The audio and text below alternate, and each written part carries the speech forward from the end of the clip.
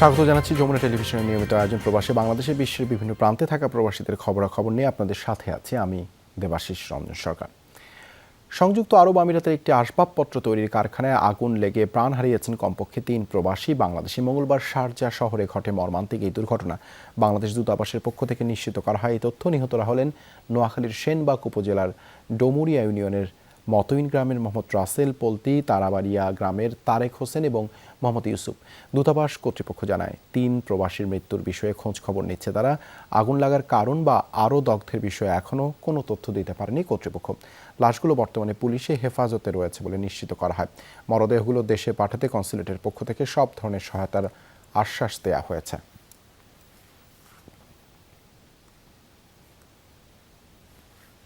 সংযুক্ত আরব আমিরাতে শুরু হয়েছে প্রবাসী বাংলাদেশিদের জাতীয় পরিচয়পত্র প্রদান কার্যক্রম। গেল মঙ্গলবার দুবাইয়ের বাংলাদেশ কনস্যুলেটে উদ্বোধন করা হয় কর্মসূচিটি। উদ্বোধনী অনুষ্ঠানে 8 জন আমিরাত প্রবাসী পান জাতীয় পরিচয়পত্র। আয়োজনে সভাপতিত্ব করেন দুবাই ও উত্তর আমিরাতের consul general BM Jamal Hossain. উপস্থিত ছিলেন নির্বাচন কমিশন সচিবালয়ের মহাপরিচালক AKM হুমায়ুন কবির সহ দূতাবাসের উচ্চপদস্থ কর্মকর্তারা। এই কার্যক্রম সফল হলে আরও 40টি দেশে প্রবাসী বাংলাদেশিদের জাতীয় পরিচয়পত্র দেওয়া হবে বলে জানান AKM হুমায়ুন কবির। সভায় আরও বক্তব্য দেন ব্রিগেডিয়ার জেনারেল আবুল হাসনাত ও প্রবাসী বৈদেশিক মন্ত্রণালয়ের সিনিয়র সচিব সরওয়ার আলম।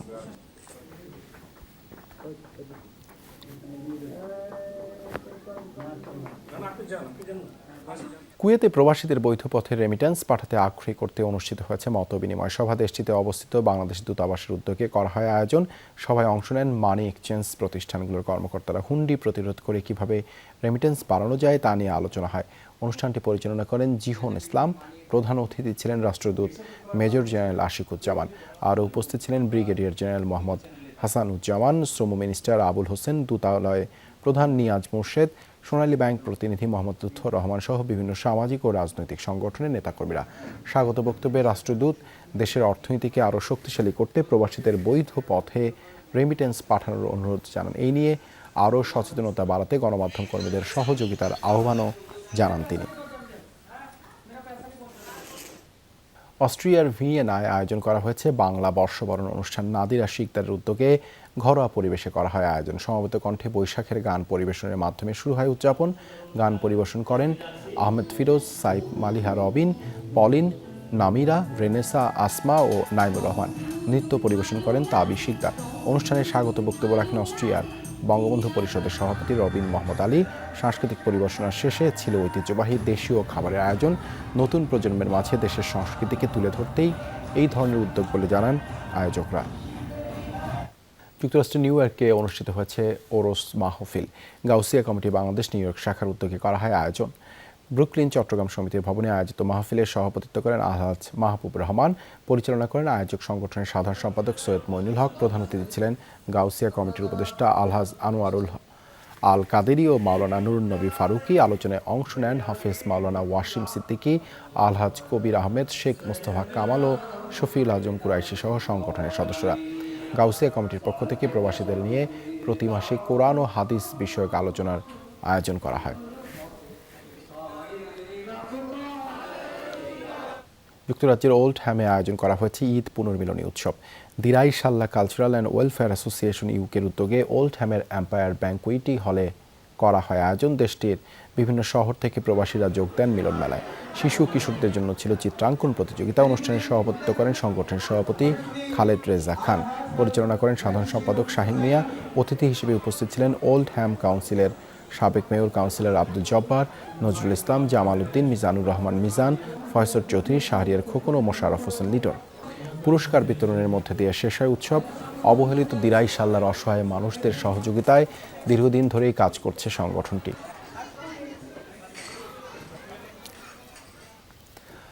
মাসলম্যান ও বন্দুকের নল দিয়ে বাংলাদেশে কোনো নির্বাচন হবে না বলে মার্কিন রাষ্ট্রদূতকে জানিয়েছেন স্বরাষ্ট্রমন্ত্রী। মন্ত্রী পিটার হাসকে আরও জানান, ফি দিয়েই সড়কে বিশেষ নিরাপত্তা নিতে হবে। এদিকে তথ্যমন্ত্রী বলেছেন, মার্কিন ভিসা নীতি ঘোষণার পরও তত্ত্বাবধায়ক সরকারের দাবি উত্থাপনই বলে দেয় বিএনপির শুভ বুদ্ধির উদয় হয়নি।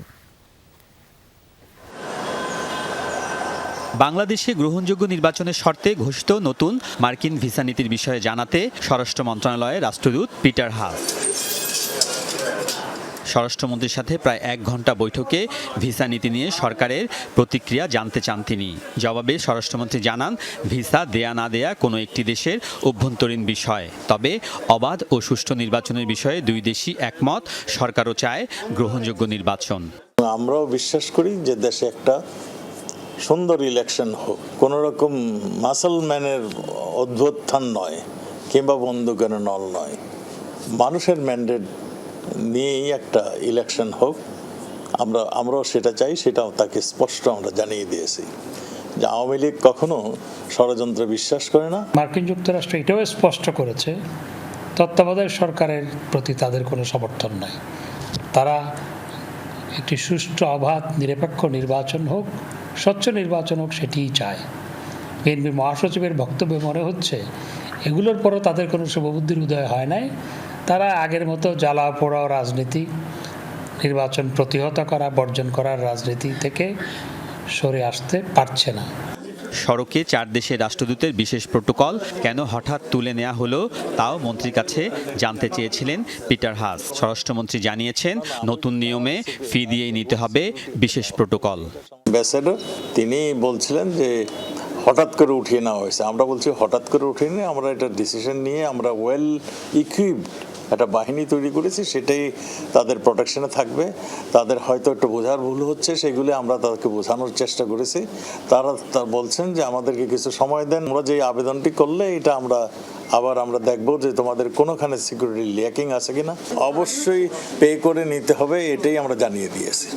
স্বরাষ্ট্রমন্ত্রী বলেছেন, সব দেশের কূটনীতিকদের সমান নিরাপত্তা দিতে চায় সরকার। কেউ বাড়তি সুবিধা চাইলে যথাযথ প্রক্রিয়া মেনে আবেদন করতে হবে। আলমগীর স্বপন, যমুনা নিউজ, ঢাকা।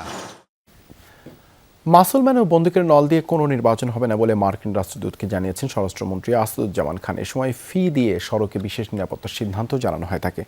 মাসলম্যান ও বন্দুকের নল দিয়ে কোনো নির্বাচন হবে না বলে মার্কিন রাষ্ট্রদূতকে জানান স্বরাষ্ট্রমন্ত্রী। বাংলাদেশের উপর নিষেধাজ্ঞা দেওয়ার মতো পরিস্থিতি তৈরি হয়নি। সরকার মনে করে নতুন করে যুক্তরাষ্ট্র থেকে কোনো নিষেধাজ্ঞা আসবে না, এমন আশাবাদ জানিয়েছেন পররাষ্ট্র প্রতিমন্ত্রী শাহরিয়ার আলম। সকালে রাজধানীতে এক অনুষ্ঠানে তিনি বলেন, কোনো বিদেশি শক্তি শেখ হাসিনাকে ক্ষমতা থেকে নামাতে পারবে না। সমসাময়িক রাজনীতি ও কূটনীতির নানা বিষয় নিয়ে এই আলোচনা সভার আয়োজন করে দৈনিক ইত্তেফাক। সেখানে অংশ নেয় বিভিন্ন দূতাবাসের কর্মকর্তা ও গণমাধ্যম কর্মীরা। এ সময় তাদের বিভিন্ন প্রশ্নের উত্তর দেন পররাষ্ট্র প্রতিমন্ত্রী শাহরিয়ার আলম। শুরুতে যুক্তরাষ্ট্রের নতুন ভিসা নীতি নিয়ে একাধিক প্রশ্ন করা হয় মন্ত্রীকে। উত্তরে তিনি বলেন, বাংলাদেশের ওপর নিষেধাজ্ঞা দেওয়ার মতো কোনো পরিস্থিতি বর্তমানে নেই। 10 তারিখের পর থেকে খালেদা জিয়ার কথায় দেশ চলবে এবং আমরা তো বুঝে ফেলেছি কাহিনীটা কি ছিল। তার আগে আমরা এনগেজড হয়েছি, স্যাংশন আসবে না, আসার সম্ভাবনা নেই, যুক্তি নেই আমরা বলেছি, স্যাংশন আসেনি। কিন্তু আমরা বললে আসবে, আমরা বললে আসবে না, বিষয়টি তা নয়।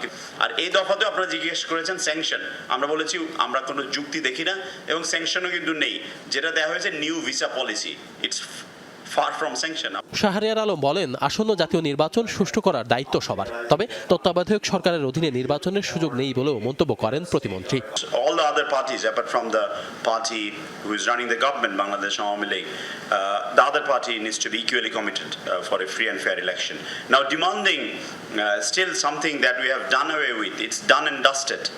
Caretaker government issue, as far as government is concerned, is done and dusted. We're not going to go back to that. বিদেশি পর্যবেক্ষক প্রসঙ্গে শাহরিয়ার আলম বলেন, নির্বাচন কমিশন যা বলবে সরকার সেই অনুযায়ী পদক্ষেপ নেবে। We will do anything and everything that election commission asked us to do. Bangabandhu কন্যা শেখ হাসিনাকে কোনো বিদেশি শক্তি ক্ষমতা থেকে নামাতে পারবে না বলেও দাবি করেন Shahriar Alam. She is Bangabandhu's daughter. And even if our foreign friends do not understand what does that really mean. Sheikh Mahmud, Jamuna news, Dhaka. Atlantic মহাসাগর থেকে 35 অভিবাসন প্রার্থীকে উদ্ধার করল স্পেনের কোস্টগার্ড। মঙ্গলবার তাদের পৌঁছানো হয় গ্রাস ক্যানারিয়া বন্দরে। উদ্ধারকর্মীরা জানান, কাঠের নৌকায় ছিলেন 32 জন পুরুষ এবং 3 জন নারী। তারা সবাই উত্তর এবং সাব সাহারা অঞ্চলের নাগরিক। ইউরোপে যাওয়ার উদ্দেশ্যে পাড়ি দিচ্ছিলেন ঝুঁকিপূর্ণ সমুদ্রপথ। সবাই প্রাপ্তবয়স্ক, মূলত উন্নত জীবনের আশায় তাদের অনিশ্চিত ইউরোপ যাত্রা। একদিন আগে ইতালি উপকূলে 600 অভিবাসন প্রত্যাশীকে উদ্ধার করে স্বেচ্ছাসেবী সংগঠন এমএসএফ। অবশ্য বন্দরে আশ্রয় দেওয়ার ব্যাপারে নারাজ ছিল মেলোনি প্রশাসন। 40 ঘন্টা পর দেয়া হয় অনুমোদন। চলতি বছরের প্রথম 5 মাসেই ইতালির ভূখণ্ডে পৌঁছেছেন 47,000-এর বেশি মানুষ।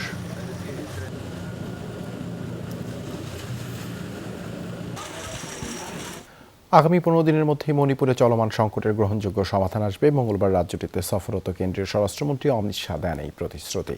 রাজ্যের রাজধানী ইম্ফলে মেইতেই সম্প্রদায়ের প্রতিনিধিদের সাথে বৈঠক করেন এই নেতা। আলোচনা শেষে হেলিকপ্টারে ইম্ফল থেকে যান চূড়াচাঁদপুরে। সেখানে কুকি বিধায়ক এবং উপজাতি নেতাদের সাথে কথা বলেন অমিত শাহ। বৈঠকে 11 দফা দাবি উত্থাপন করেন কুকি নেতারা। উপজাতিদের জন্য পৃথক প্রশাসন গঠন করার পাশাপাশি রাষ্ট্রপতির শাসন জারির দাবি জানান তারা। আলোচনা শেষে মণিপুরবাসীকে শান্তি বজায় রাখার আহ্বান জানান স্বরাষ্ট্রমন্ত্রী। এ সময়ের মাঝেই শান্তি কমিটি গঠনের মাধ্যমে স্থায়ী রাজনৈতিক সমাধান আসবে বলে অঙ্গীকার করেন এই বিজেপি নেতা। কুকি ও মেইতেই সম্প্রদায়ের লড়াইয়ে গেল 1 মাসে রাজ্যটিতে প্রাণ হারিয়েছে শতাধিক মানুষ। আবর্জনার পর্বত এভারেস্ট শুনতে অবাক লাগলেও দশকের পর দশক ধরে পর্বতারোহীদের ফেলে আসা বর্জ্যে আবর্জনার স্তূপেই পরিণত হয়েছে বিশ্বের সর্বোচ্চ এই শৃঙ্গ। এতে এভারেস্টের পরিবেশ ভয়াবহ দূষণের সংখ্যা দেখা দিয়েছে। আবর্জনা অপসারণ এবং সচেতনতা বৃদ্ধিতে নানা পদক্ষেপ গ্রহণের পরও হচ্ছে না অবস্থার পরিবর্তন।